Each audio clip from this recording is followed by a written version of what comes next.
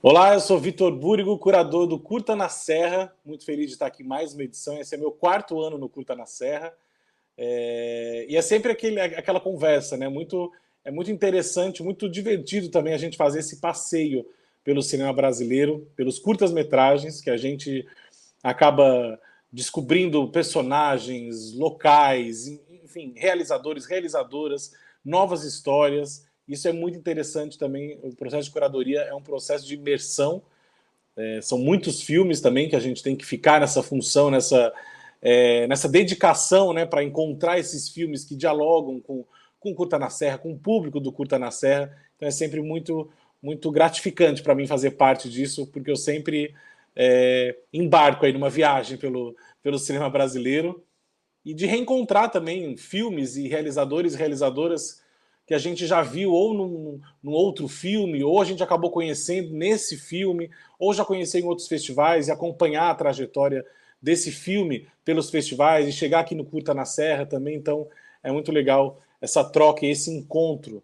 E hoje a gente está aqui para falar da Mostra Pernambuco, Panorama Pernambuco do Curta na Serra, que também é sempre o queridinho do Curta na Serra, né? Porque o Curta na Serra acontece em Bezerros, em Pernambuco, na Serra Negra.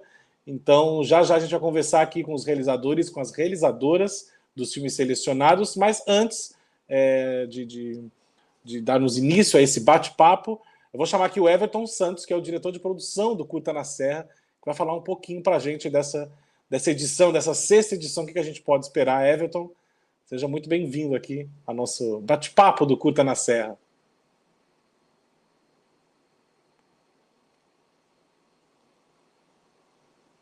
Ah, olá. Bom dia, pessoal. Tá todo mundo me ouvindo bem? Meu nome é Everton Santos, como o Vitor falou, sou diretor de produção do Curta na Serra. Estou aqui também representando o Marlon, que mandou um grande abraço, não pôde estar com a gente. Bom, eu queria primeiramente parabenizar todo mundo, né? Todos os filmes que a gente tem, essa curadoria aí que o Vitor fez com bastante excelência, e a gente fica sempre muito feliz de tê-lo na nossa equipe. Vamos ter ele presencialmente. É nessa edição, né, Vitor? E queria só fazer mais uma vez, reiterar o convite para vocês, né? O festival ele vai acontecer do dia 28, 29 e 30 de março, aqui na Serra Negra, né? O Distrito Rural de Bezerros, que a gente faz esse festival aí, estamos na sexta edição, com muito carinho também, com um trabalho sério e com muita felicidade também de estar perpetuando o Curta na Serra aí nesse mapa cinematográfico do Brasil, né? O debate, ele vai ser mediado por Vitor, estou dando só um olá, gente, não vou conseguir ficar com vocês, mas queria convidá-los, queria também falar que o Curta na Serra, além das exibições, a gente vai fazer duas oficinas que vão estar acontecendo nessa sexta-feira, dia 21, uma com André Guerra, sobre crítica cinematográfica, e outra com Caio Dornelas, sobre iniciação à produção em cinema, e também rodas de diálogos, né, que o tema dessa edição é Preservação e Memória em Construção de um Audiovisual Presente, com Ingrid Xavier. Então, o festival está bem legal, tem apresentações culturais, a gente sempre tem ali um clima bem gostoso, que quem já veio conhece, e quem não veio também convido a conhecer. E no mais, é isso. Mais uma vez, parabéns, gente. Vou ser bem breve e fico muito feliz aqui de quem pôde estar presente. Tá certo? Valeu, É Everton, muito isso. obrigado. Sucesso para o Curta na Por Serra. nada. Já já estaremos todos juntos. Bom, então seguimos aqui com com a nossa roda de conversa online aqui com realizadores e realizadoras da Mostra Pernambuco. Eu ia seguir uma ordem alfabética, mas tem algumas pessoas que precisam entrar agora e sair porque tem compromisso, enfim. Então, eu vou chamar aqui primeiro para conversar com a gente o Henrique Arruda, que é do filme Quando Você Vem Me Visitar. O Henrique vai ter que sair daqui a pouco, rapidinho. Henrique Arruda, seja bem-vindo. Oi, estão me ouvindo? Então, estamos ouvindo. Henrique, se apresente, fale a sua função no filme e conte um pouquinho também do seu filme que será exibido aí na Mostra Pernambuco do Curta na Serra. Oi, Vitor. Oi, gente. Estou muito feliz de estar no Curta na Serra novamente também. Já tive outros filmes no Curta na Serra e acho fantástico aquele frio gigantesco naquela tela maravilhosa. Então é muito legal, é muito incrível estar indo mais uma vez agora com esse filme. quando você vem me visitar. Ele é um projeto que foi muito especial, assim, para a gente que fez, né? Eu me chamo Henrique Arruda, e no filme eu assino o roteiro, a direção e a direção de arte, a montagem também, a produção, enfim. Mas acho que ele é um filme que ele não ia ser um filme, né? Acho que ele foi concebido originalmente como uma, um, um outro projeto. E aí eu acho que ele também se tornou uma força criativa tão grande durante a gravação, que durante a gravação eu entendia que ele precisava ter um outro caminho. E aí acho que era um momento também da minha vida que eu estava vivendo, enfim, várias coisas, e aí eu acho que ele acabou se encaixando como um grito, assim, que eu precisava dar naquele momento para voltar a acreditar no meu trabalho, voltar a acreditar em várias coisas que eu estava fazendo. E aí eu acho que é isso, né? Acho que ele foi como se fosse uma gasolina, assim, para continuar uma coisa que estava um pouco adormecida naquele momento em mim, que era esse processo de produção, eram várias outras coisas, assim, pelo devagar da vida. Mas acho que foi incrível, foi um processo que ele foi se construindo. Então, assim, eu odeio esse termo filme processo, mas eu acho que ele foi um processo, assim, de fato, a gente. Eu tinha essa visualidade das duas mulheres verdes que dialogavam entre si, né, e de brincar com medo, assim. Acho que é um filme que fala essencialmente sobre medo e sobre como eu estava paralisado pelo medo naquele momento, assim, da minha vida, etc. E aí eu acho que foi aos poucos ele foi se montando. A gente gravou ele todo no estúdio num dia. Na parte da manhã a gente fez toda a parte de arte, luz e nananã, e tudo mais tecnicamente perfeito, assim, né, no que podíamos. E aí a parte da tarde e uma parte da noite a gente ainda gravou. Então, de fato, ele é um filme muito, sabe, ele foi muito blocadozinho, e aí depois ele gerou um material que eu acho, eu tenho muito carinho por esse material, acho que também muito pela entrega da Britney Hill e da Ruby Knox, que são as duas drag queens que assinam a caracterização, assinam a make, as performances, né? Acho que é um filme performance também, antes de tudo, delas, assim, da força que é a arte drag queen no país. Então, acho que é também mais um filme meu que dialoga com isso, porque acho que é muito forte no meu trabalho essa presença da cultura drag queen. E aí ele foi montado dessa forma. E depois eu peguei esse material, escrevi as narrações do que eu já imaginava um pouco ali naquele momento que eu ia dialogar, assim, que era com medo. Isso também era um pouco da temática da vinheta, né? Que era uma vinheta, era uma outra coisa. Então ele foi surgindo ao longo dos meses. Eu fui mudando essa narração e tive a honra de finalizar esse projeto com a Renata Carvalho, que topou fazer essa narração. Eu conversei com ela sobre o que era o filme, sobre como era uma conversa com medo, né, que dialogava com os nossos corpos queers, com os nossos corpos dissidentes. Acho que perpassa por todos nós, sejamos gays, trans, lésbicas, enfim. Eu acho que essa coisa do medo, em algum momento da nossa vida, sempre nos paralisa ou nos faz seguir adiante. Acho que eu tive várias conversas com a Renata, assim, legais. E aí ela veio para cá para dar uma oficina no Recifest, inclusive, e a gente aproveitou essa vinda dela para gravar também. E aí a gente gravou várias coisas incríveis com ela, tanto o texto que eu escrevi, quanto uma conversa mesmo, assim, entre a gente. E aí eu fui montando isso também. Então é isso, é um filme também que nasce muito da montagem, que é outra coisa que eu amo fazer. E aí ele ficou pronto e nasceu no mundo, está circulando desde o ano passado. Estou muito feliz que tenha chegado no Curta na Serra. E é isso, acho que é um pouco disso. É isso, Henrique. Então, muito obrigado. Eu sei que você está na correria aí também, vai ter que sair daqui a pouco, por isso que eu te chamei antes. Mas parabéns pelo filme. Acho que você falou uma coisa muito interessante que eu até ia trazer aqui, mas você já falou muito bem, que é essa marca também do seu trabalho, dessa sua estética, também dessas artistas, dessas performances que você usa bastante nos seus filmes, e sempre com muita cor, muito colorido também, que eu acho que isso, quando está na telona, assim, né, fica algo muito especial para quem está assistindo, assim, nessa imersão desse seu universo, assim. Então, parabéns aí mais uma vez, e que a gente se encontre nos próximos filmes, viu? Obrigado. Quero já encontros. Beijo para todo mundo. A seleção tá incrível.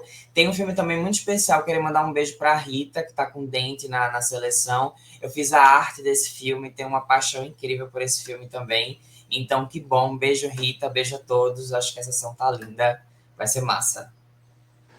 Isso aí, valeu, Henrique. Muito obrigado pela participação aqui no nosso bate-papo do Curta na Serra. Então a gente vai continuar agora. Agora vamos na ordem alfabética, já que o Henrique tinha esse compromisso, tem que sair.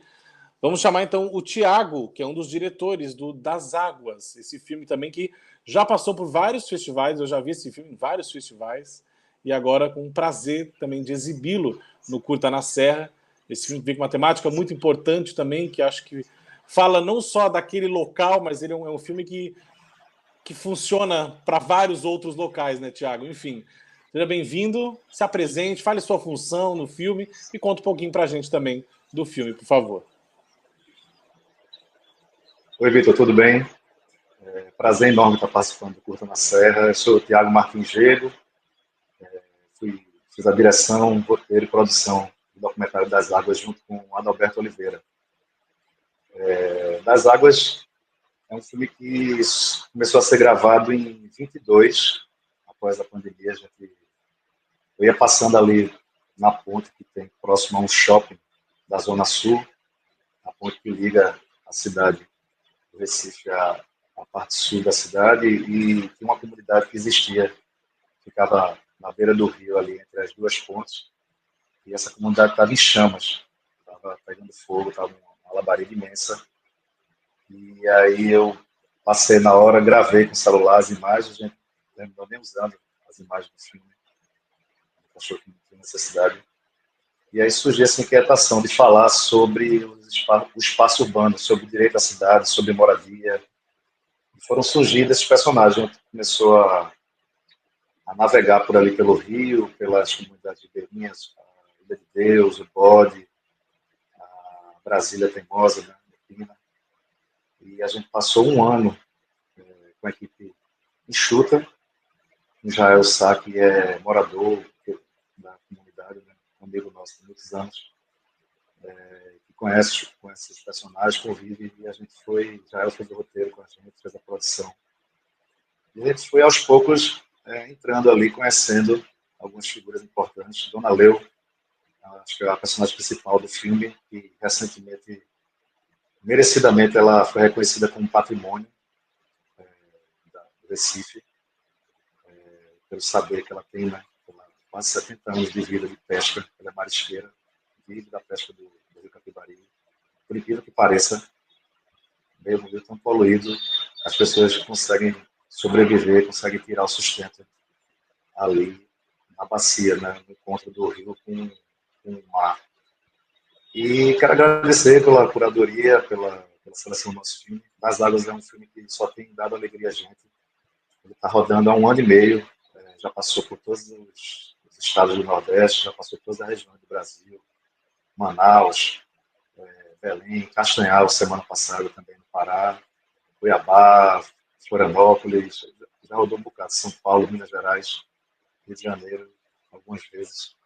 A gente está bem feliz, é um festival que eu sempre quis participar, nunca tive a oportunidade de ir presencialmente, mas sempre acompanho. Vou dar um abraço para Everton e para Marlon, parabenizar por esse festival incrível. E é isso, se tiver alguma pergunta, quiser conversar, a gente está por aqui. Beleza, Thiago, valeu. Daqui a pouco a gente volta para falar mais um pouquinho do filme. Parabéns também pela trajetória do filme, né? Uma trajetória muito bonita mesmo de contar essa história em vários festivais. Então, daqui a pouco a gente conversa mais um pouquinho com o Thiago do filme Das Águas. E agora a gente segue, então, para falar do curta Dente. A Rita Luna, que é a diretora, está por aqui também. Vamos falar com a Rita um pouquinho. Oi, gente. Bom dia. Vocês estão me ouvindo? Oi, Rita, bom dia. Estou te ouvindo, tá tudo certo. Olá, prazer todo mundo. Meu nome é Rita, eu sou a diretora e roteirista do curta-metragem Dente. Dente foi realizado com o edital Ari Severo do Fulcultura. Ele foi um projeto que eu escrevi em 2020 com amigos do curso de cinema e a gente resolveu submeter ele ao edital e a gente conseguiu a aprovação. A produção do filme foi adiada por conta da pandemia e a gente retomou no ano de 2022. Dente, ele fala sobre a rotina pós-trabalho de Ana, que é a protagonista do filme, uma mãe arrimo de família, e ela tem que decidir entre ir no dentista ou ajudar os filhos com os problemas da casa, as contas. E o filme, ele parte muito de um lugar íntimo, que quem me deu a ideia da história foi o meu pai, assim, a gente estava conversando na cozinha de casa e a máquina de lavar roupa quebrou. E ele falou, toda vez que eu tô para ir no dentista, alguma coisa em casa quebra. Aí eu, nossa, isso dá um filme. E comecei a escrever o argumento e levei para os meus amigos. E a gente passou a desenvolver assim, um projeto. E Dente, bom, ele estreou em 2023, no Festival Cinema de Triunfo. Eu considero que o filme foi muito bem sucedido, assim. Eu fico muito feliz com a trajetória que ele fez. A gente conseguiu levar ele para vários festivais em outros estados, assim. E eu pude estar presente, né, em algumas exibições e foi muito legal receber o retorno das pessoas da curadoria e foram encontros muito felizes, assim. É importante também falar que Dente é um filme que acho que está dentro do que eu entendo, né, como cinema negro brasileiro. Ele também circulou mais dentro dos festivais de cinema negro. E, enfim, acho que é isso. Obrigado, Rita. Daqui a pouco a gente conversa mais um pouquinho sobre o filme. E vamos seguir então aqui agora com Eu Nunca Contei a Ninguém, uma animação que está aqui. E eu sei que está o Douglas, que é o diretor, e tem mais gente da equipe do filme por aqui. É isso? Isso, acho que tá a Gabriela aí, eu acredito, que é a produtora do filme. Olá. Gabriela, olá, Douglas, tudo bem? Douglas, eu Tudo bem, acompanhei todo Vitor? o sucesso do filme no CinePE, né? Você subindo naquele palco, descia, subia, o Ah, tempo meu inteiro Deus! ganhando muitos prêmios lá também. É uma animação que comoveu todo mundo que assistiu e comove, continua comovendo. Então, quem entra nessa história, né? Porque é muito bonito, né? O processo da animação também é muito, muito bem realizado e a história e a dublagem também, né? Que tínhamos o grande artista desse filme lá no palco do CinePE também. Foi o Apolo. Foi um momento muito bonito, mas queria que então você se apresentasse. Se a Gabriela estiver aqui na sala, é Gabriela Mello, é isso? Gabriela Mello, isso. Ela tá aqui. Então vocês podem conversar Olá, e contar um pouquinho. bom dia. Bom dia. Contar um pouquinho do processo de vocês e do que é o filme. Daqui a pouco a gente conversa mais. Massa, Vitor, massa. Dizer que é um prazer imenso estar aqui. Como você falou, assim, Eu Nunca Contei a Ninguém, ele tá tendo um circuito lindo, assim. Eu me chamo Douglas Duan, eu sou diretor e roteirista do Eu Nunca Contei a Ninguém, direção de arte, trilha sonora também é minha. O Eu Nunca Contei a Ninguém, ele é minha primeira animação, nossa primeira animação. Ele surge, na verdade, em 2013, através de um conto que eu escrevi para o meu avô, que estava hospitalizado. Eu escrevi esse conto ao lado dele, assim. E aí, em 2021, depois da pandemia, com aqueles editais que surgiram da Lei Aldir Blanc e tal, eu acabei me juntando com a Gabi para a gente tentar desenvolver e transformar aquele conto num roteiro de uma animação. E aí surgiu Eu Nunca Contei a Ninguém. A gente começou o processo em 2021, terminou em 2022. E o Eu Nunca Contei a Ninguém, ele fala dessa relação de amor que eu tenho, de admiração que eu tenho pelo meu avô, assim. Ele fala também um pouco dos causos que eu escutava do meu avô, as histórias que meu avô me contava. A gente fez de forma bem amadora. Todo o filme, toda a animação foi feita dentro do quarto da minha casa. A gente fotografava de madrugada para que a luz não influenciasse no processo da gente. Então, foi uma loucura, assim. Somos marinheiros de primeira viagem, então a gente foi aprendendo como é que fazia a animação e o que é que poderia jogar fora do roteiro, o que é que funcionaria a partir das vivências que a gente tinha, assim. Eu tenho um amor muito grande por animação e por animação stop motion muito mais, porque eu sou do teatro e eu trabalho com teatro de animação, com manipulação de bonecos, de objetos, etc. Então, foi meio que tentar transformar o conhecimento prévio que eu tinha de um teatro de animação e tentar transformar isso de forma prática no que eu nunca contei a ninguém hoje. Mas foi loucura, né, Gabi? Muita loucura. Quando o Duan me chamou, eu de cara assim achei maluco a gente começar o nosso processo de cinema com já bonecos articulados, né? Mas foi um presente. Eu não tenho muito mais o que dizer, não. Queria mais agradecer o festival. A gente está muito feliz de estar participando. Nosso filme tem tido uma trajetória muito bonita e é muito surpreendente para a gente, né? Que veio do teatro de animação, principalmente, como o Duan já falou.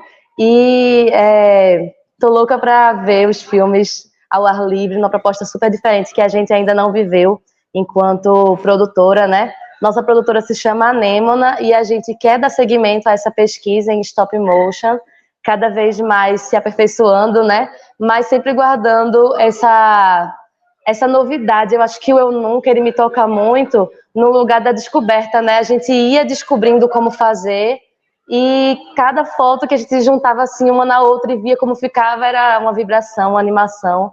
E é um filme muito emocional, a gente tem muitos feedbacks positivos e espero que vocês gostem também. Valeu, gente. Obrigado aí pela participação. Por enquanto, daqui a pouco a gente volta para falar um pouquinho mais do filme. Essa é só aquela apresentação inicial.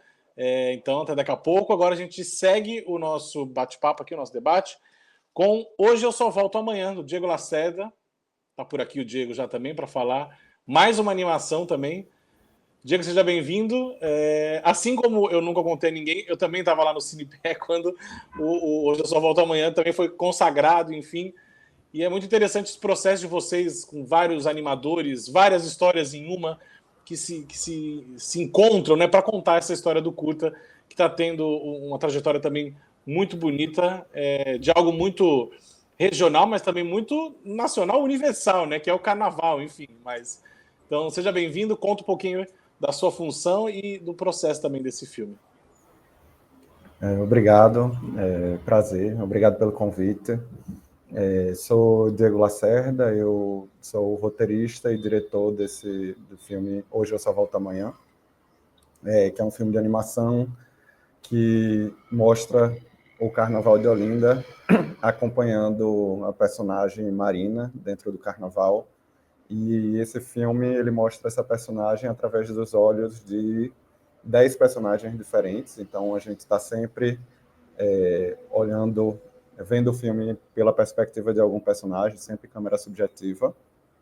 E para cada um desses olhares a gente tem um artista diferente dirigindo esse ponto de vista. Então a gente no total tem, além de mim, tem 10 outros diretores, diretoras, cada um dando aí uma visão artística e uma visão de mundo diferente. E é isso. Muito feliz também de estar participando aqui, de estar participando do festival. E um prazer ver o filme rodando e sendo visto. Valeu, Diego, muito obrigado. Daqui a pouco a gente volta para falar mais um pouquinho também do Hoje Eu Só Volto Amanhã. Seguimos aqui com as apresentações dos realizadores e das realizadoras no nosso bate-papo. Vamos agora com o filme Onde Cabe em Nós, da Ana Carolina Barbosa, que eu sei que é da região, que é perto do Curta na Serra. Então, Ana Carolina, seja bem-vinda. Conte um pouquinho para a gente aí Tô escutando, tudo certo. Conte um pouquinho do seu processo também desse filme. Primeiro, eu gostaria de agradecer de estar aqui, enquanto representante e diretora do filme Onde Cabe em Nós, que é uma produção bezerrense. Foi um convite muito significativo para mim poder estar na direção desse curta. É um curta de duas amigas minhas que idealizaram um filme que nasce na pandemia. É um filme pandêmico que vem contar a narrativa de duas mulheres, de duas artistas, atrizes, tecelãs, artesãs, e eu fui convidada a poder dirigir e transformar essa ideia que nasceu aí, enquanto elas estavam distantes uma da outra, para poder tornar um pouquinho essa história real e ficcioná-la no cinema, né? Trazer essa dimensão do que foi esse distanciamento delas enquanto mulheres, e nesse período pandêmico se tornaram mães e se descobriram isoladas, distante uma da outra, para contar isso dentro do cinema, né? Elas estão distantes uma da outra e gostariam de fazer algo juntas. Então, daí nasce Onde Cabe Nós, né? É isso. Obrigado, Ana. Daqui a pouco a gente volta para falar mais um pouquinho do seu filme. E acho que é isso, né? A gente já seguindo a ordem aqui, o Henrique já falou antes porque ele tinha que sair, então vamos. E também só para lembrar que representantes aí do filme Carol e Facção não estão aqui hoje, não conseguiram, por conta do horário, de outros compromissos.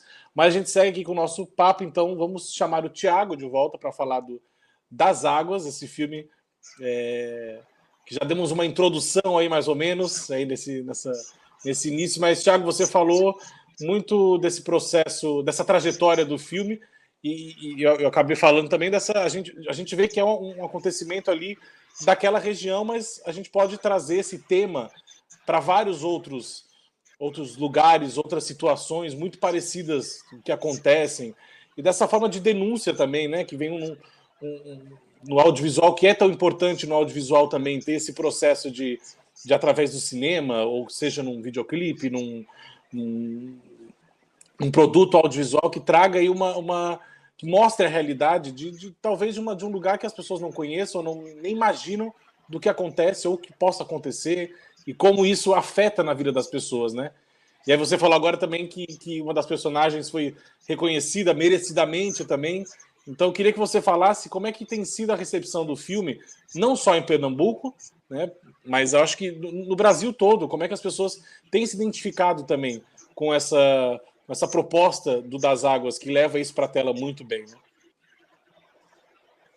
É bem interessante, Vitor, porque a gente decidiu fazer um recorte, né? A gente fez um recorte de área mesmo, a gente escolheu fazer aquele retângulo ali da bacia do Pina, né, as duas margens do rio. Quem conhece Recife, o Rio Capibaribe, de um lado já é a Zona Sul, tem a comunidade da Brasília Teimosa ali, tem um bode, um pouco mais atrás tem a Ilha de Deus, e a gente pegou da Ilha de Deus, que é uma comunidade que vive numa ilha, como o nome fala, né, de pescadoras e pescadores. Eles criam camarão, eles saem para pescar, tem as marisqueiras que catam marisco, e aí a gente pegou aquele retângulo ali, e na margem de cá do rio tem também ali o Estelita, né, que ficou durante muito tempo nos jornais, a história dos prédios, das Torres Gêmeas, né, tem uma série de coisas ali da cidade, de cicatrizes, de rusgas que surgiram nessa coisa do direito à cidade, do espaço urbano, do que é privado, do que é público. E a gente fez esse recorte geográfico e pegamos 10 anos de acontecimentos ali, de histórias sobre a construção do shopping center, que aterrou o manguezal, denúncia de trabalho análogo a escravo, o próprio Estelita, né, a luta que teve para poder não deixar o projeto tomar conta e destruir a memória da cidade, o patrimônio. E sobre também as Torres Gêmeas, a gente pegou um recorte de notícias reais e a gente usou a rádio Poste lá da Ilha de Deus, que Israel, que é o produtor e roteirista do filme, ele também é um dos personagens, ele tem um programa na Rádio Poste na comunidade, e aí ele aparece no filme lendo essas notícias como se tivesse acontecido de uma única vez. Né? Você vai assistindo, você vai entendendo. Aí tem a história do menino Miguel, a história terrível, que caiu das Torres Gêmeas, todo mundo lembra disso, infelizmente. E aí o filme vai contando essas histórias e vai passando por muitas temáticas, né? Muitas temáticas. E onde a gente chegava com o filme, as pessoas assistiam o filme e vinham falar com a gente depois, comigo. A gente rodou um bocado pelo Brasil e as pessoas se identificavam. Uma coisa local, mas, por exemplo, o pessoal de Manaus dizia que a mesma situação acontece lá nas comunidades ribeirinhas, entendeu? Especulação imobiliária. Em Mato Grosso, onde a gente chega, um filme, Maranhão também, Ceará, ele mostra uma realidade local, mas fala de coisas universais, né? Aquela história de cantar a sua aldeia, né? De falar sobre sua aldeia e ao mesmo tempo ser uma coisa que está conectada com o mundo todo, né? E Thiago, eu queria saber como é que os personagens desse filme, que são personagens muito importantes também, que contam essa história pra gente, né? Se eles assistiram, se fizeram uma sessão para eles, eles se interessam por essa trajetória do filme, qual a importância para eles, né? Que talvez a gente entende a força de um filme quando ele vai para o mundo, né? Porque às vezes quando está ali fazendo, está nesse processo, que é um processo tão particular de cada um, dessa equipe, desses encontros, dessas conversas, dessas filmagens, e aí depois que ele ganha o mundo, ele vira o filme de todo mundo, né? Porque todo mundo tem acesso a essa história. Então, como é que está sendo para eles também? Eles já assistiram? Eles ficam curiosos para saber também como é que está sendo? Eles já participaram de algum festival? Como é que está indo o filme para eles? Sim, alguns personagens assistiram, a gente mandou o link porque não conseguiram. O filme passou já algumas vezes em Recife, no CNPE, passou no Maré também. E na sessão do Maré, que foi a primeira na cidade, no final de 23, a gente levou Dona Leu para assistir. Foi bem emocionante, assim. Jael acompanhou ela e ela nunca tinha entrado no teatro. Ela é uma figura incrível, assim, que vive na cidade, né, pescando no Rio, e não conhecia o teatro, nunca tinha entrado. A gente levou ela para assistir o filme, ela foi lá na frente com a gente, subiu no palco, falou, disse que não queria falar, depois pegou o microfone e falou um bocado.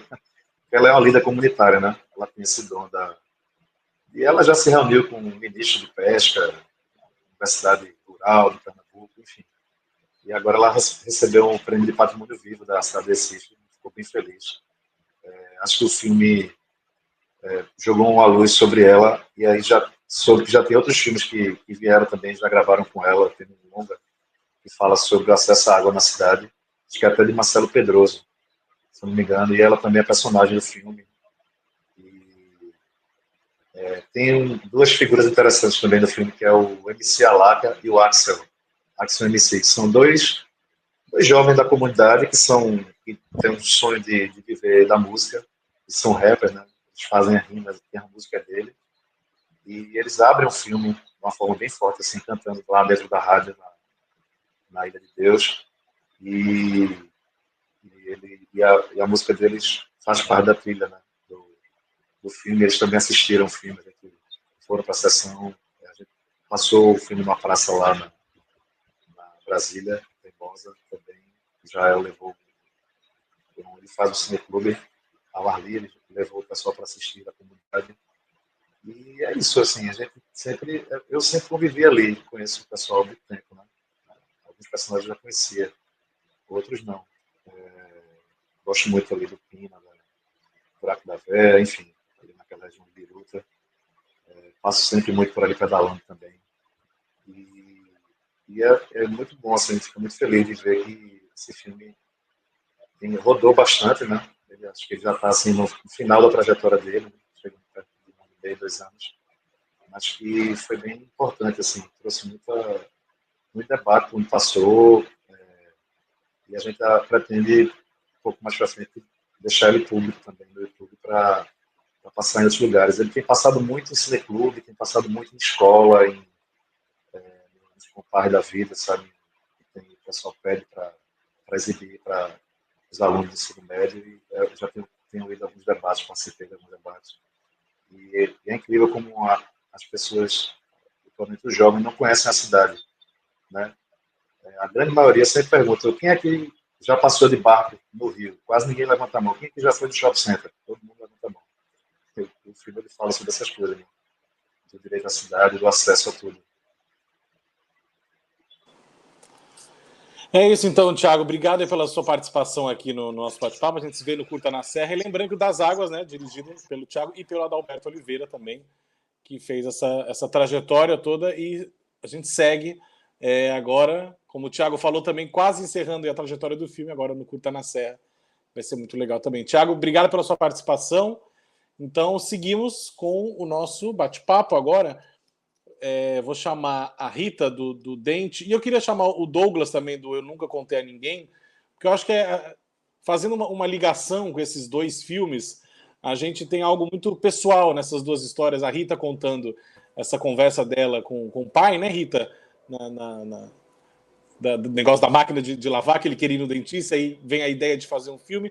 O Douglas conta essa questão do avô também, e esse processo muito artesanal, né? Uma coisa muito particular de vocês também. Eu acho que são essas histórias pessoais que acabam ganhando as telas e encantando o público, né? Que isso que eu acho que deve ser muito interessante para você, muito prazeroso também, eu acho, para vocês como realizadores e realizadoras, ver essas histórias que surgem de algo muito íntimo de vocês, que vocês conhecem, e agora muita gente vai conhecer. Obviamente, ficcional, vira um filme, tem muitas coisas para serem adicionadas ali, para compor essa história, mas a criação dela, né, o começo de tudo vem de algo que vocês têm uma proximidade muito forte, uma coisa muito pessoal.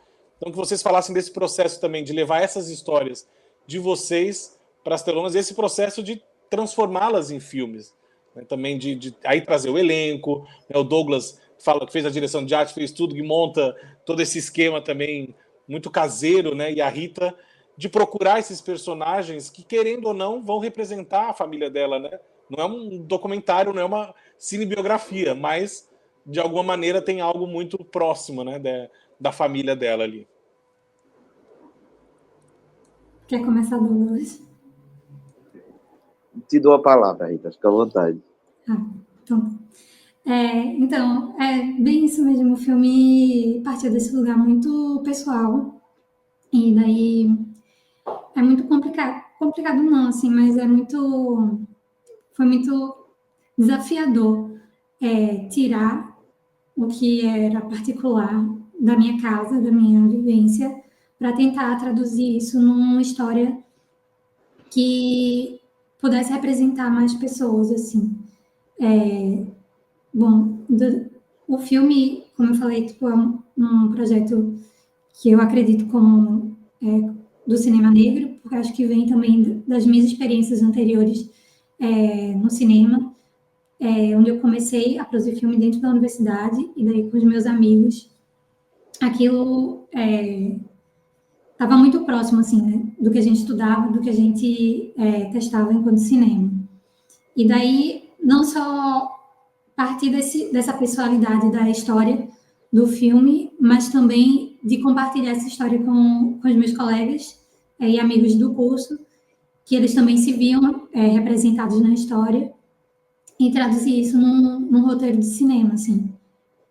Foi bem bacana e também, às vezes, um pouco difícil, porque você não quer se colocar, né? Uma coisa muito, muito íntima, e algo que eu ouvia muito das pessoas é que minha mãe passou por isso, a minha avó passou por isso, e às vezes não é algo que é trazido, né? Muito diretamente, que você está falando, sei lá, da sua higiene bucal, e você meio que se sente culpado, envergonhado de estar nessa situação, às vezes de procurar ajuda e sentir vergonha, né? E o filme acho que é mais para falar sobre como esse processo, né, de empobrecimento das pessoas negras, principalmente das mulheres, da situação da mulher negra na sociedade brasileira, que são as que sustentam, né, as famílias, em sua maioria, e para sustentar precisam muitas vezes abdicar delas mesmas para poder dar conta do dia a dia. E também um termo que para mim foi muito importante durante a criação desse filme foi o imediatismo da sobrevivência. quando eu escrevi o argumento, acho que no dia seguinte eu dei de cara com uma reportagem no site do The Intercept, que era assim: pobres sofrem dor, ricos vão ao dentista. E falava sobre essa disparidade, né, de acesso ao tratamento dentário e como isso impactava a vida das pessoas, e alguns personagens que eram trazidos na reportagem eram mulheres. E daí foi muito um start, assim, tipo, acho que essa história precisa ser contada porque é algo que perpassa muitas famílias e que às vezes não vem à tona, né? A gente não se dá conta, às vezes, da dimensão das dificuldades e da pobreza que nos assola, assim. Acho que é isso. É engraçado, às vezes, ouvir a Rita falando aí sobre essas identificações que acabam acontecendo, né, com o filme, com as histórias, assim. E eu lembro que quando eu estava construindo o Eu Nunca, quando eu escrevi, eu não tinha pretensão nenhuma de transformar ele em qualquer trabalho, nem de teatro, nem, muito menos de cinema, e pior ainda, animação, né? E aí, ouvindo a Rita, eu acabei fazendo um paralelo da minha vida, assim, o quanto eu, normalmente, na minha vida pessoal, eu sou muito pouco expositivo, assim. Então, no teatro, eu raramente falo sobre mim, conto as minhas histórias. E no Eu Nunca, foi a primeira vez que eu tentei colocar isso um pouco para fora, assim. Colocar sentimentos, mesmo que seja numa história ficcional, mas colocar sentimentos e coisas reais ali dentro, assim. Então, é um curta que tem quando eu terminei, que comecei a ter noção do que era aquilo, assim, que eu começava a enxergar o meu avô no curta, bateu muito, assim, para mim, sabe? Caramba, talvez essa seja a primeira coisa que eu faça que é realmente sobre mim, assim, sabe? Que eu não estou contando a história de alguém, que eu não estou interpretando um personagem fictício do texto tal, ou dirigindo o espetáculo de outra pessoa, do texto de outra pessoa. Então, tem uma coisa muito pessoal no Eu Nunca, e eu acho que a forma de fazer, como você lembrou, Vitor, como foi uma coisa muito artesanal mesmo, de fazer dentro de casa, de aprender como é que fazia uma estrutura de um esqueleto, que poderia servir para o stop motion. Tem algumas curiosidades que são muito engraçadas nesse processo de descobrimento, de descoberta de como fazer esse filme dar certo, que é, tipo, os bonecos quebrando no meio dos takes, no meio das fotografias. E aí, tipo, a gente já tinha tirado centenas de fotografias, não dava para parar, porque eu queria fazer um plano só, e aí a gente tentar, de alguma forma, amarrar o bracinho do boneco que quebrou, para que a gente pudesse aproveitar. Então, foi um filme que foi feito, assim, de forma muito, muito, muito mecânica, mas, ao mesmo tempo, quando terminou, eu vi que tinha um coração imenso ali, sabe? Então, é muito gratificante para mim ver que isso tá tocando as pessoas, que isso ultrapassa, mesmo falando sobre mim, mesmo sendo sobre mim ali, toca as pessoas de uma forma muito bonita, assim, sabe? Eu escutei em desses festivais que o Eu Nunca era uma animação para criança sorrir e o adulto chorar. E isso ficou muito na minha cabeça, porque que massa que as crianças estão sendo tocadas, que os jovens estão sendo tocados de alguma forma por aquilo, mas que massa que o adulto também é representado ali, sabe? E eu não tinha essa noção quando estava construindo. Então, acho que esse retorno que a gente recebe é muito gratificante para a história do curta em si, sabe? É muito bonito também ouvir vocês relatando também essas histórias de vocês e como elas se transformam nos filmes e como isso toca vocês dessa maneira, porque é isso também que a gente estava falando. O filme, ele começa nesse processo muito da equipe, depois ele vira do mundo, porque ele vai para festivais, mas também acho que lá na frente bate para vocês esse retorno, né? Acho que depois dessa trajetória vai passando, eu fico imaginando, porque você vai sentindo a emoção de exibir um filme num festival, de passar, de conversar, um debate, mas depois eu acho que quando tem um momento de parar para pensar, tem um retorno aí também para vocês, né? De ver como essa história bateu em cada um, em cada lugar que passou, na identificação do público, seja por ter vivido uma história parecida, seja por um dos personagens, uma situação, enfim, acho que tem muito isso também, são muitos sentimentos que envolvem, né, o fazer um filme também, quando ele se encerra não, né, mas sei lá, daqui a pouco vocês vão começar a fazer outros filmes, daqui a pouco vocês vão para outros festivais, vão com outras histórias, então essa história desses filmes acaba ficando muito, muito marcada também, né? Eu acho que fazendo num geral, assim, né, quando a ficha cai e vê que valeu a pena também, às vezes, tanto trabalho, ou se desprender também de alguns medos e inseguranças, né? Para colocar no mundo, né? Total. Você falou uma coisa agora que é o que eu estou vivendo, assim, atualmente. Eu nunca foi meu primeiro curta, minha primeira animação, e eu sempre quis trabalhar com animação, porque eu sou apaixonado por animação e sou apaixonado por stop motion. Mas depois que eu vi que era possível falar sobre mim e sobre isso, despertou outras coisas assim em mim. E aí, tipo, a Anêmona, eu e a Gabi, estamos em processo com outra animação, que vai ser de direção de Gabi, o roteiro é a direção dela, com um assunto que é dela, assim, que fala sobre ela também, mas eu já construí, já está em edital, espero que passe aí futuramente, que é uma outra história, que é o lado da minha avó. E aí, tipo, essa minha relação com meu avô nasceu Eu Nunca, e eu tenho um outro curta que possivelmente vai sair, que é essa relação que eu tinha com a minha avó, que se chama Ferrugem.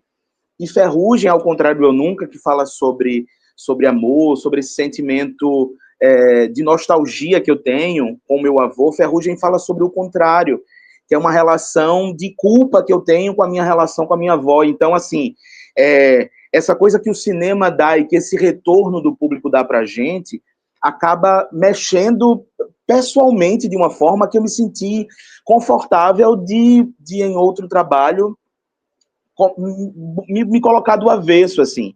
E aí, o que Eu Nunca fala sobre algo bonito de se ver enfim, e amoroso, esse outro projeto vai falar sobre o contrário, assim. Então, o quanto a arte, o cinema e o quanto isso começa bate no público de uma forma, a gente recebe esse retorno, isso mexe com a gente, e aí por conta desse movimento a gente retorna com outra coisa, e essa troca é absurdamente boa, assim. Eu vivo isso diferente com o teatro, porque o teatro é naquele momento. Eu te entrego uma coisa agora, a gente termina, a gente pode conversar um pouco sobre o espetáculo, mas ficou ali, porque o teatro é naquele momento, acontece ali. O curta-metragem, o cinema, eu tenho percebido que ele reverbera e continua reverberando, né? O curta vem desde 2022 participando de festivais e todo ano, todo mês é uma novidade, alguma coisa que a gente escuta que fomenta esse lugar muito bonito, assim. Então é muito, muito gratificante mesmo. Rita, quer falar mais alguma coisa?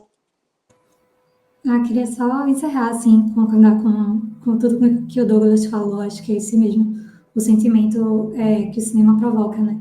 Não importa quanto tempo se passe, depois as coisas vão mudando, né? Eu senti muito isso com Dente, com o processo dele de estar sendo exibido nos festivais, como o filme às vezes vai se transformando.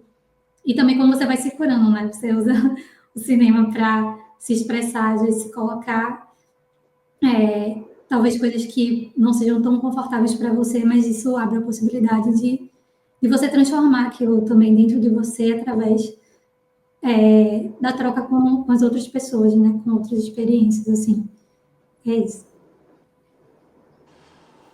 Douglas, Rita, obrigado pela participação de vocês aqui no bate-papo. Espero que a gente se encontre no Curta na Serra, para a gente ver na telona essas histórias de vocês e encontrar com o público também para ver o que o público vai achar. Obrigado aí, sucesso nessa trajetória e que venham outros filmes. Obrigado. Bom, seguimos aqui o nosso bate-papo agora. Vamos para Hoje Eu Só Volto Amanhã, o Diego Lacerda. E mais uma animação aqui também no Curta na Serra. Diego, você falou aí rapidinho ali na apresentação dessa participação de vários animadores. Eu acho que até, se eu não me engano, a primeira vez que eu vi o nome do filme era o nome de todo mundo, assim, né? Acho que são 11, né? 11 animadores. E aí lá no palco do Cinepé, eu acho que até para anunciar, rolou essa brincadeira de falar vários nomes, enfim, de chamá-los. Então, mas eu queria que você contasse e falasse desse processo, todos vocês, porque ali são várias historinhas, são várias animações, são várias formas de fazer esse filme que fazem esse curta ser tão interessante, tão divertido, tão... É um filme de encontros também, porque você ali se vê em várias situações, não só no Carnaval de Olinda, mas em vários outros carnavais, né? Quem também é muito fulião e adora participar dessa festa, eu acho que se encanta ainda mais. Então, eu queria que você contasse desse processo, dessa construção, vocês todos juntos, para chegar no resultado final do Hoje Eu Só Volto Amanhã. Foi massa esse processo. Vou falar aqui o nome de todos os diretores. Espero que eu não esqueça ninguém. Vou contar para não. Mas a gente teve Luan Cunha, teve Kia Belotto e Marila Cantuária. Depois temos Raul Souza, Yuri Shimakov. Então também tem esse detalhe, dois desses diretores, que foi Yuri e Juliette Perret, que são estrangeiros e que aí também, assim, para eles contar sobre o Carnaval de Olinda, também a gente teve todo um trabalho aí de pesquisa, né, digamos assim, que a gente apresentou para eles o que e vídeos, e contando, e a gente conversava bastante sobre as sensações, que é um filme também que a gente tenta passar essas sensações, né, do Carnaval. Mas aí seguindo, Raul, Yuri, Giovana Guimarães,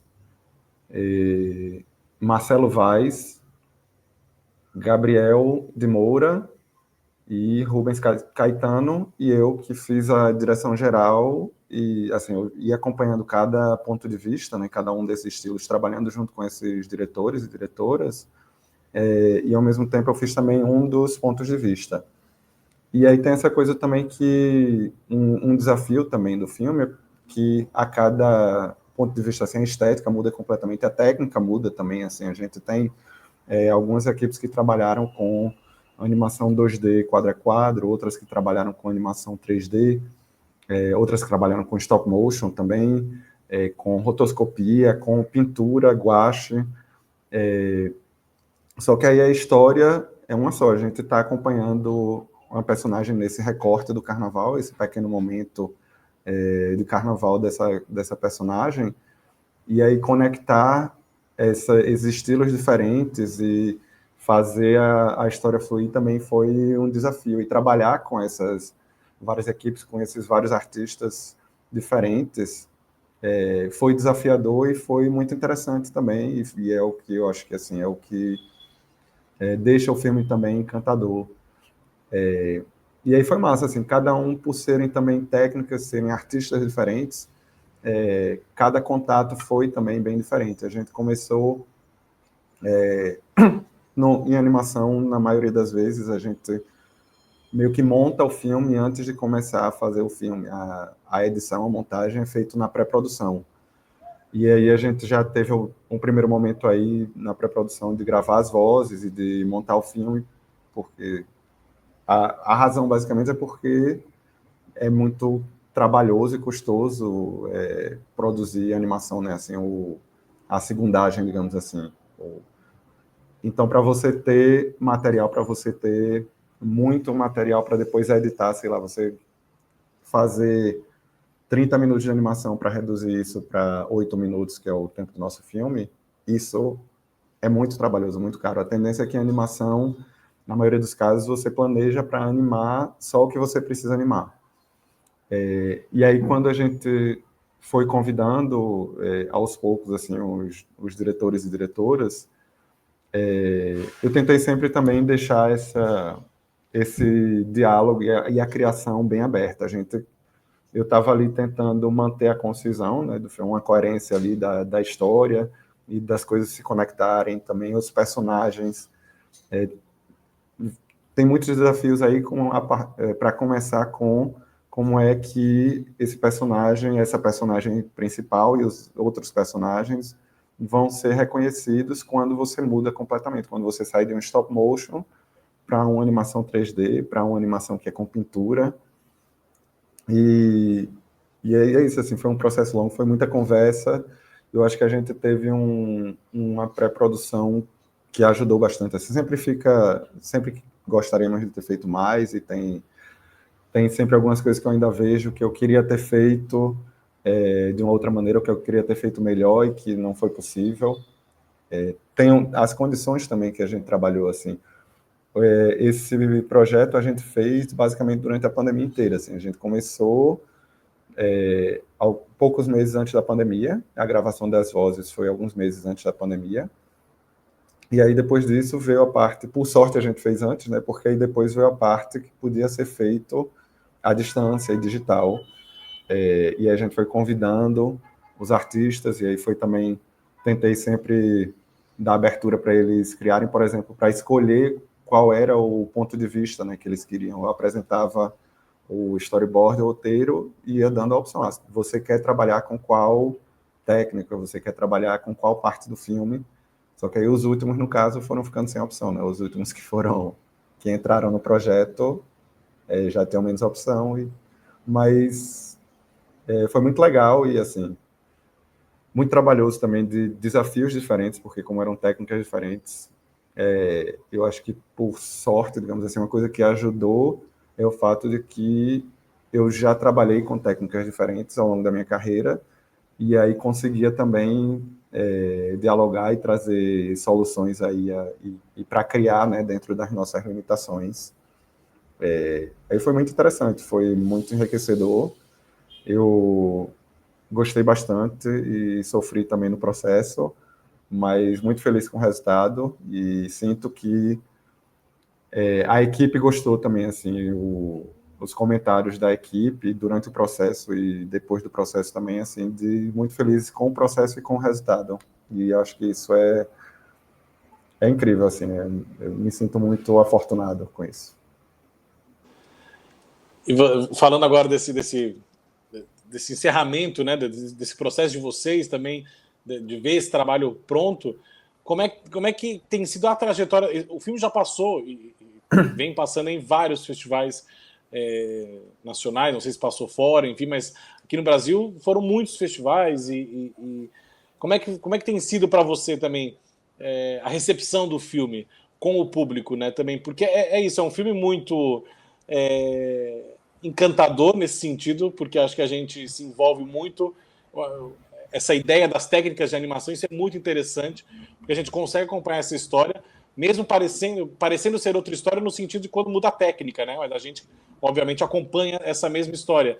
Mas eu acho que isso vai deixando, vai gerando essa expectativa, né? E mudou, e agora será que vai mudar de novo? Vai continuar? O que vai ser? Vai voltar para aquela? O que vai ser? Quando a gente começa a entender o processo, né? Sem ter muita informação do filme. Então, como é que tem sido a recepção do filme também pelos festivais? O que você tem recebido, tem escutado das pessoas, do público? Tem sido ótimo, assim, da minha parte, eu estou super feliz com a recepção, o contato que eu tenho com o público tem sido muito positivo, e eu acho muito legal também, assim, os comentários diferentes, assim, porque esse é um filme também, por ser um filme de carnaval, ele tem muita informação, assim, na tela, porque carnaval tem muita informação, né? Assim, muita coisa acontecendo, muita gente, muitas fantasias, e a gente tentou colocar isso no filme também. A gente tentou, assim, ter esse cuidado com tudo que estava ali na tela, né? Assim, de escolher as fantasias que a gente ia colocar, as brincadeiras, às vezes a maneira de falar, e assim, os sotaques e algumas coisas, sei lá, e aí, para fazer isso também, foi um trabalho coletivo de conversar até com amigos. E eu queria perguntar, e você, como é que você vive o carnaval? Estava também aí escrevendo uma personagem mulher que eu tenho minha limitação de me imaginar como uma personagem mulher, imaginar essa personagem. Então, eu conversei também com amigas carnavalescas, e que, de certa forma, essa personagem é inspirada nas minhas amigas, amigos, familiares, em mim também, assim, nos carnavalescos e carnavalescas em geral, que brincam a essa maneira, né, que ela brinca, que é o querer estar junto da música, estar junto da orquestra de frevo e brincar intensamente, estar lá pelo carnaval. E essa coisa que eu acho que também as pessoas se identificam, as pessoas que gostam de música e de festivais em geral, tem algumas coisas que são semelhantes, assim, de festivais, que você encontra as pessoas, você quer chegar onde você quer chegar na música, e os grupos que separam, e aí tenta encontrar, liga para não sei quem, celular sem sinal e tudo isso.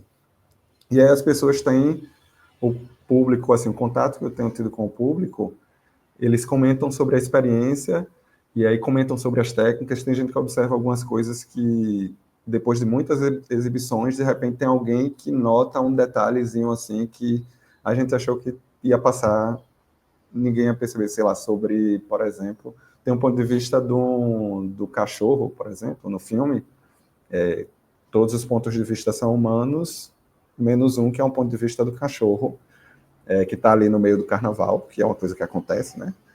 E aí alguém observou que as cores que a gente escolheu para o ponto de vista do cachorro são as cores certas, digamos assim. A gente pesquisou como é que o cachorro enxerga, e aí viu que a paleta que o cachorro enxerga tem só essas duas cores, basicamente. E a gente trabalhou com isso, e aí teve uma pessoa que reconheceu e comentou isso do filme. E aí outras pessoas que observam também, assim, a gente colocou várias referências ao carnaval, essa coisa também das transições, como você falou, foi um ponto também de debate, assim, como é que a gente ia fazer essas transições, como é que ia fazer o filme conectar, e aí tem sido muito legal sentir isso, que as pessoas notam coisas diferentes, o filme toca as pessoas de maneira diferente, e o quão positivo tem sido. Estou super feliz com a trajetória do filme e festivais. A gente foi para alguns festivais fora, a gente teve mais alcance no Brasil, que eu acho que é natural isso, pelo contato, que, assim, essa conexão que a gente tem enquanto brasileiro com o carnaval, que eu acho que é muito forte. Eu acho que talvez também porque o filme é em português, né, e tem bastante diálogo, eu acho que acaba que a legenda num filme com tanta informação, eu acho que às vezes pode ficar difícil de acompanhar, ler a legenda, e quando tem tanta coisa acontecendo ao mesmo tempo. E a gente segue fazendo ainda, rodando festivais e festivais internacionais. Acho que no mês que vem a gente vai estar em um festival internacional e mais outros festivais nacionais também. E tem sido muito legal. Estou muito, muito feliz com o alcance que a gente está tendo, porque a gente fez esse filme, na intenção, escrevendo esse filme, querendo executar, era para colocar esse filme para o mundo, tirar da minha cabeça essa ideia que estava me atormentando, que um dia tinha que sair, e que esse filme fosse visto, e está sendo visto. Então, muito feliz com isso. Muito bom, Diego. Parabéns aí pelo filme. Espero que ele encante também agora o público do Curta na Serra, que o público se divirta com esse carnaval. Valeu, sucesso, e a gente se vê então daqui a pouco. Obrigado pela sua participação aqui. Seguimos então. Obrigado. Valeu, Diego. Seguimos então nosso debate, nosso último papo agora com Ana Carolina, do filme Onde Cabe em Nós. Ana, queria agora falar um pouquinho mais desse processo do seu filme. Tem essas escolhas, né? O filme vai muito para o lado do experimental, né? Acho que a gente entende isso, né? A gente também embarca nessa sua temática, assim, nessa sua escolha estética. E tem questões ali que nos levam ainda mais para o filme, que é a questão do crochê, né? Desse bordado, tem essa dança. Então eu queria que você falasse também dessas suas escolhas, essas referências, como é que foi essa conversa com a sua equipe também, né? Não só com quem está na frente da câmera se apresentando ali, mas como é que você chega, né, nesse momento de trazer esse experimental também, são cenas muito bonitas quando a gente acompanha aquela linha, né? Quase que uma linha do tempo, não sei, uma linha de conexão que vai fazer esses encontros, enfim, onde você também buscou as suas referências, não só de audiovisual, mas, enfim, alguma coisa pessoal também. Conta um pouquinho para a gente também desse processo, por favor. Sim, como eu disse, esse filme nasce das criadoras, que é Maria da Ramos e Maria Lima. Então, elas, enquanto esse período pandêmico, se encontraram muito nesse universo do artesanal e da feitura e do crochê, né? De tecer. Cada um no seu universo tecia. Então, através daí, nasce a ideia de que era necessário a gente trazer um pouco desse universo. Só que isso foi todo o universo, né?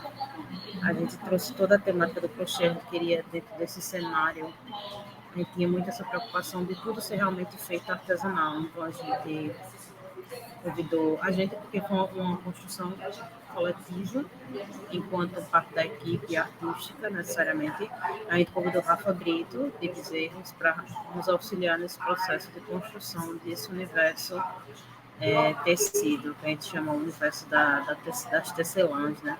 Então, parte daquele cenário idealizado dentro do cenário fechado foi composto por muitas partículas, né? A gente teve uma ideia de convidar todos os membros da equipe que compunham para trazer um elemento em trama vindo da sua família, assim. Então, teve uma amiga que trouxe uma coxa, teve outra que trouxe a capinha do filtro de água da avó, e outra que traz um paninho de centro da mesa, tudo isso para adicionar aquele cenário que foi muito grande, muito trabalhoso, e que tinha que trazer essa manualidade, né, essa coisa artesanal e feita por todos, e não só por nós. Então, nasce daí essa complexidade, assim. Então, as referências que a gente traz é muito essa feitura do artesanal e de fazer com que chegasse às telas essa coisa, que o crochê que a gente faz é importante enquanto narrativa, e com ele é possível transformar em cenário, né? A roupa das meninas foi feita especificamente por elas também, o figurino, pelas atrizes, elas mesmas confeccionaram as peças delas, porque são artesãs. E muito com esse cuidado do que a gente queria trazer, né? A primeira personagem, Maria das Nuvens, ela vem enquanto mulher personagem terrena, com uma roupa que vai se desfazendo no decorrer da narrativa. E aquele fio vermelho é a outra mulher que está num plano etéreo, assim, convidando ela a se somar, a juntas construírem uma nova persona, uma nova jornada. Então, há todo aquele processo do fio vermelho sendo chamado, né, sendo trazido para esse outro universo, até que elas se encontram naquele momento daquela trama gigantesca amarela, se veem e aquele universo se torna um portal e elas se encontram ali, já nesse outro plano. É quando a gente começa a transparecer, é importantíssimo isso, entrar no filme, que é mostrar que elas são atrizes. Antes de mãe, antes da artesã, elas são atrizes. Então, elas queriam muito que tivesse aquela pegada delas enquanto teatro, enquanto aquela visão de cima, que a gente mostra toda a estrutura do teatro, que foi estruturada para transformar nesse universo etéreo e elas pudessem construir a narrativa que elas queriam que fosse a tela ali dentro daquele universo, né? É isso. Você fala do cenário, essa direção de arte, né? Que é algo que chama muito a atenção, porque a gente quer saber aonde aquele fio, até onde vai esse fio, tudo que a gente encontra, aquele acontecimento todo, né? Sim. Como é que foi a construção disso também? Como é que dessa equipe, de levar essa ideia para a equipe? Rolou um desespero em algum momento de achar que não ia conseguir fazer, que ia ficar muito difícil? Como é que foi esse processo também nos bastidores desse cenário, dessa direção de arte, né? Que é algo que se destaca muito nesse filme. Foi uma coisa muito trabalhosa, que a gente veio trabalhando alguns meses antes, na construção de algumas peças, a trama amarela, e algumas peças foram maiores para o cenário, uns novelos de lã gigantes, assim, feitos de resíduos de tecido que a gente conseguiu, com uma ONG. Então, as mandalas também foram feitas com antecedência, mas deu muito trabalho. E chegar no dia para montar tudo aquilo, a direção de arte, como era uma equipe reduzida, né, a direção de arte era apenas uma pessoa na direção de arte. Então, chega no dia da montagem de todo aquele universo, a gente conta com quem? Com todo mundo da equipe. Gente, vamos lá, todo mundo vai auxiliar. Rafa Brito coordena e a gente só vai seguir a ordem do que ela for orientando enquanto narrativa.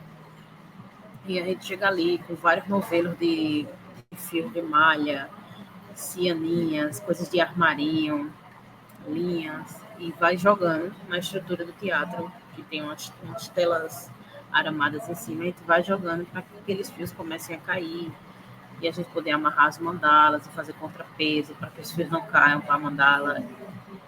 Deu muito trabalho, muito trabalho. E aquele cenário foi montado em um dia, no outro dia a gente gravou, e ao término das gravações a gente teve que desmontar para entregar o teatro no outro dia. Deu muito trabalho. Mas a equipe foi super acolhedora, assim. A equipe estava presente, sabe? A equipe não se limitou a querer estar apenas na sua função. Eles foram muito abertos a acolher todo esse processo dessa construção desse filme, assim. Desde a designer, que chegou para a gente também, quando a gente explanou a ideia, a narrativa, ela chega para a gente com vários materiais de referência, dos livros de Jung, dos arquétipos, da Deusa Aranha. Então, todo mundo pode trazer um pouco do que é tecer, do que é criar esse universo de tramas, que a gente pensou muito nesse lugar. É um filme muito feminino, né? Então, para a gente era muito simbólico que ficasse nítido para todos da equipe o que é tecer, o que é criar esse universo através de tramas, né? E sermos todos participativos enquanto pessoas capazes de tecer algo, de criar algo para somar aquilo. Por isso a gente pede esses elementos que eu citei antes, de cada um trazer uma peça para participar do cenário e ser parte daquilo também. E a gente no dia também, eu enquanto diretora, também tentei trazer um pouco dessa imensidão feminina naquele cenário, de tocar um pouco da música, das coisas que eu acredito enquanto energia feminina, e poder no cenário a gente poder invocar a deusa Tecelã, para que todos naquele momento entendessem que todos antes de começar a dar play e começar a gravar o filme, todos éramos aquilo ali, todos éramos tecelãs daquele universo, né? Sempre foi esse lugar, nós somos o todo, o universo é tecido através de uma grande trama, e nós somos essa trama, somos agora em uma unicidade, né? Uma única pessoa tecendo isso aqui.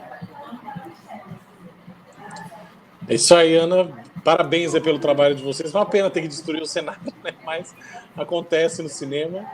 Mas é um trabalho coletivo, né? E é muito importante que tenha esse coletivo e também tenha a ajuda de uma equipe toda. Parabéns. E a gente se vê no Curta na Serra, então. Hasta. Valeu.